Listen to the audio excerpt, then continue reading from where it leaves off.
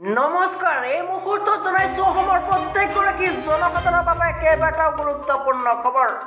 আজি হৈছে 7 ছেপ্টেম্বৰ।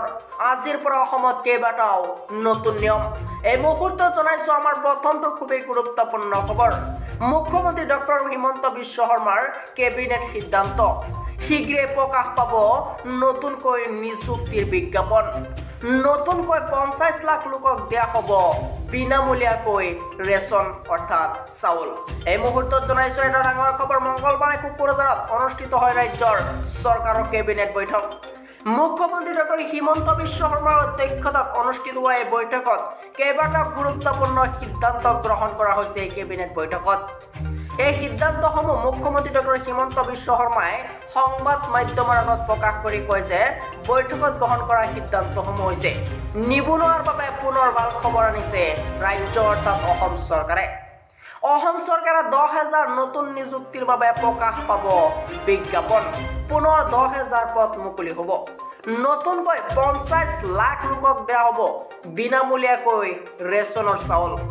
ইফালে অৰুণোদয় আঁচনিৰ বাতিল কৰা হ'ব 62,000 পৰিয়ালক। আৰু অৰ্থাৎ অৰুণোদয় আঁচনিৰ পৰা 62,000 লোকৰ নাম কাটি দিয়া হ'ব, যিসকলে ঘৰত ফ্ৰিজ 4-চকীয়া গাড়ী আছে। আৰু ইয়াত কৈছে 48খন পুৰণি আইন বাতিলৰ সিদ্ধান্ত লৈছে কেবিনেট বৈঠকে। ইফালে 22 ছেপ্টেম্বৰত 12,000 নতুন স্থায়ী পদত নিযুক্তি দিয়া হ'ব। ইফালে 10খন কলেজ প্ৰাদেশিকীকৰণৰ অনুমতি BTR বহনত। ইফালে বড়ো মাধ্যমৰ PGয়ে সংৰক্ষণবিহীন কোটাত চাকৰি লাভ কৰিব। ইফালে পথ নিৰ্মাণৰ বাবে BTRক অতিৰিক্ত 250 কোটি টকা দিয়া হ'ব। ইফালে দ্বাদশ শ্ৰেণীলৈকে বড়ো মাধ্যমৰ বিদ্যালয়। 23 ছেপ্টেম্বৰত 4,500 জলমিত্ৰক নিযুক্তি, 6,000 টকাকৈ দিয়া হ'ব দৰমহা। মাহিলী 6,000 টকাকৈ জলমিত্ৰক দৰমহা প্ৰদান কৰা হ'ব।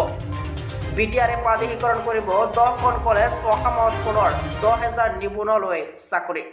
অহা বৰ্ষৰ পৰা 100জন শিক্ষাৰ্থীক লৈ পাঠ্যক্ৰম আৰম্ভ হ'ব কোকৰাঝাৰ মেডিকেল কলেজত। আউনী আটি বিশ্ববিদ্যালয় স্থাপনৰ সিদ্ধান্ত। ডিষ্ট্ৰিক্ট পুলিচ একাউণ্টেবিলিটি কমিশ্যন গঠনৰ সিদ্ধান্ত।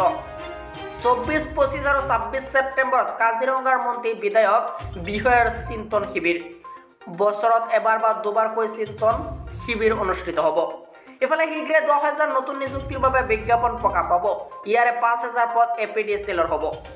নতুন ফৰেষ্ট বেটেলিয়ন সৃষ্টি কৰা হ'ব। আৰু অৰুণোদয় মাহত 2,000 ব্যক্তিয়ে এই আঁচনি ত্যাগ কৰিছে।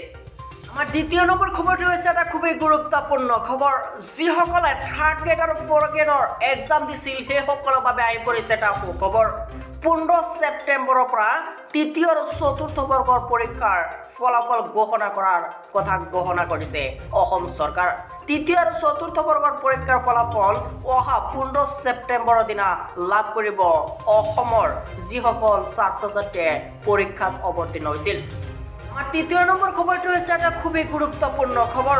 অসমীয়া মাধ্যমত ইংৰাজী পঢ়োৱাটো চৰকাৰৰ অবৈজ্ঞানিক আৰু অদূৰদৰ্শী সিদ্ধান্ত। এই মন্তব্য কৰিছে সমজ্জল কুমাৰ ভট্টাচাৰ্য। এই মুহূৰ্তত জনাইছো ৰাজ্যবাসীৰ বাবে এটা ডাঙৰ খবৰ। অসমীয়া মাধ্যমত ইংৰাজী মাধ্যমৰ ব্যৱহাৰৰ সিদ্ধান্ত অবৈজ্ঞানিক আৰু অদূৰদৰ্শী বুলি পুনৰ এবাৰ মন্তব্য কৰিছে ৰাজ্যৰ মুখ্য উপদেষ্টা ডক্টৰ সমজ্জল কুমাৰ ভট্টাচাৰ্যই। জামুগুৰিহাটৰ এক অনুষ্ঠানত অংশ লোৱাৰ পিছত সংবাদ মাধ্যমৰ সৈতে বাৰ্তালাপ কৰি অসমীয়া তথা মাতৃভাষাৰ মাধ্যমত 3য় শ্ৰেণীৰ পৰা ইংৰাজী মাধ্যম ব্যৱহাৰৰ বাবে চৰকাৰে গ্ৰহণ কৰা সিদ্ধান্ত প্ৰত্যাহাৰৰ দাবী জনাই আছুৰ নেতাগৰাকীয়ে